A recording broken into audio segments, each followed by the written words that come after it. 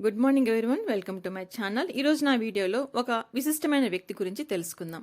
ఆ విశిష్టమైన వ్యక్తి మరెవరో కాదు, ఎన్నికల నిర్వహణలో మార్పులు చేస్తూ అప్పట్లో పోటీలో నిలిచే అభ్యర్థుల పట్ల సింహ స్వప్నంలా మారి నిబంధనల కొరడా జలిపించారు. వారే అప్పటి చీఫ్ ఎలక్షన్ కమిషనర్గా పనిచేసినటువంటి టిఎన్ శేషన్.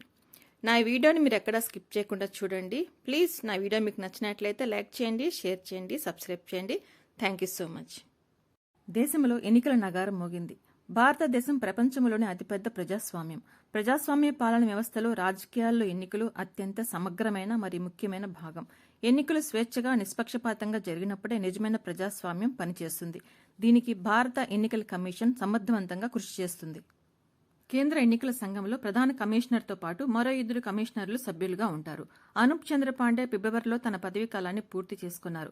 ఆ స్థానం భర్తీ చేసేందుకు కసరత్తులు జరుగుతుండగా లోక్సభ ఎన్నికలు కొన్ని వారాల ముందుగా కేంద్ర ఎన్నికల కమిషనర్ అరుణ్ గోయల్ షాకింగ్ నిర్ణయం తీసుకుని ఆయన తన పదవికి రాజీనామా చేశారు. Chief election commissioner Rajiv Kumar మాత్రమే మిగిలారు.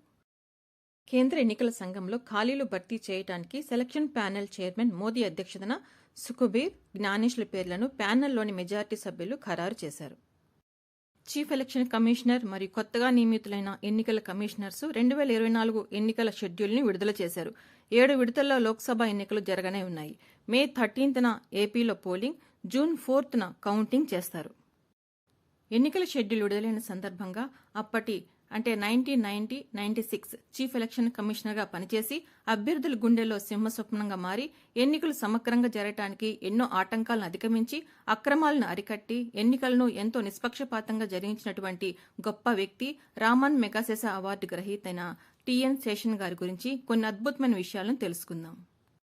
గ్రామ స్థాయిలో పంచాయతీ ఎన్నికలు మొదలుకొని దేశ స్థాయిలో జరిగే పార్లమెంట్ ఎన్నికల వరకు పదుల సంఖ్యలో వాహన శ్రేణులు, రాత్రింబవళ్లు తేడా లేకుండా హోరెత్తించే ప్రచారాలు, లౌడ్ స్పీకర్ల హోరు, గోడలపై రాతలు, గుట్టలు గుట్టలుగా తమ నేతలను బలపరుస్తూ ప్రచార పత్రాలు, ఇదంతా 1990కి ముందు ఎన్నికలు జరిగే తీరు.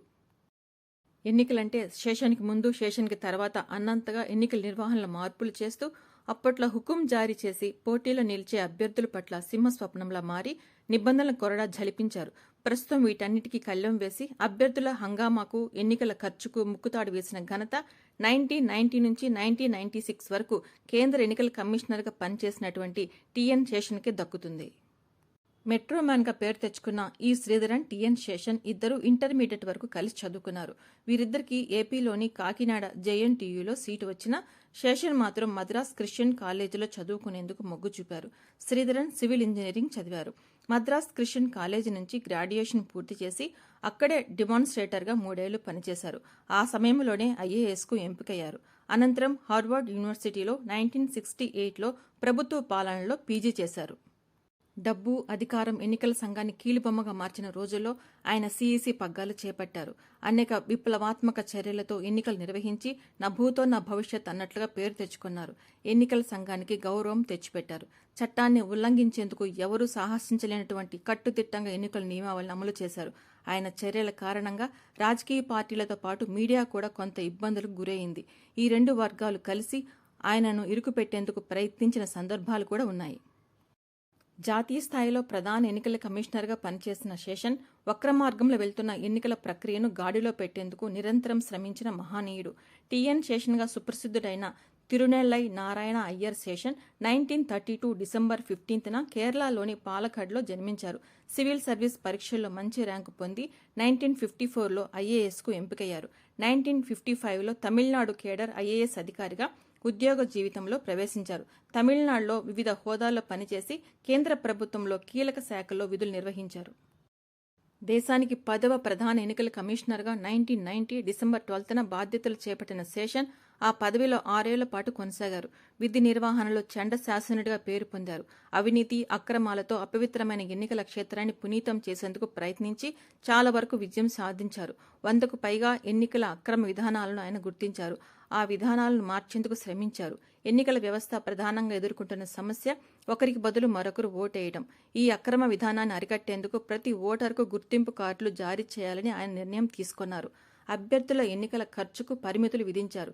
ఎన్నికలు జరిగే రాష్ట్రాలకు ఇతర రాష్ట్రాల అధికారులను పర్యవేక్షణ కోసం నియమించడం కూడా తొలిసారిగా ఆయన హయాంలోనే తీసుకున్న నిర్ణయమే.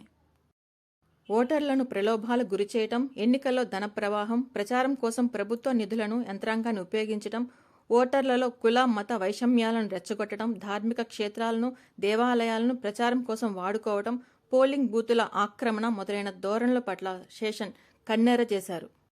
ఎన్నికల్లో విచ్చలవిడి ధన ప్రవాహానికి చెక్ పెట్టారు. గతంలో ఎన్నికలంటే లౌడ్ స్పీకర్లే గుర్తొచ్చేవి.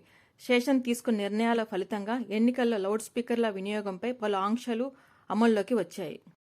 బీహార్, పంజాబ్ రాష్ట్రాల్లో 1992లో ఎన్నికలను శేషన్ నేతృత్వంలోని ఎన్నికల సంఘం రద్దు చేసింది. లోక్సభకు 1993లో ఎన్నికల వ్యయాన్ని స్వయంగా కంట్రోల్ రూమ్ నుండే పర్యవేక్షించారు శేషన్.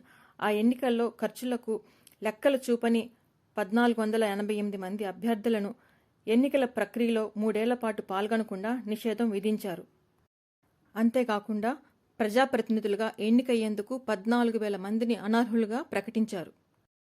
శేషన్ ప్రవేశపెట్టిన ఎన్నికల సంస్కరణలు, పగడ్బందీగా అమలు చేసిన నియమాలు దేశవ్యాప్తంగా సంచలనం సృష్టించాయి.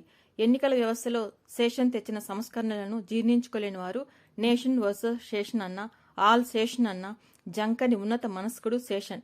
నేను బంతిలాంటి వాడిని, ఎంత వేగంగా గోడ కొడితే అంత వేగంగా వెనక్కి వస్తాను అనేవారు.